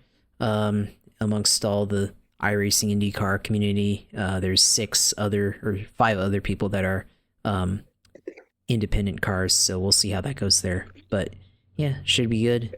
Definitely looking forward to running or attempting to run that and giving it a honest run there. So we'll see how that goes. But yeah, I suppose we'll stream that there for qualifying and everything, which is at Twitch TV/usailor2. You can go in there and watch all the streams there, of course, and Twitter at JP Huffine, where we'll always talk about the racing, I guess, when it's here, and as the football season has gotten going now, I guess the Jags and whatever state that they're in and everything, and hopefully they can kind of figure it out and secure a wild card spot at the very least. That would be fun, at the very least, or maybe even a divisional try if somehow they can beat the Colts, which they still can, given that the Colts have been defeated in Jacksonville for the last 10 years. So we'll see how that goes, but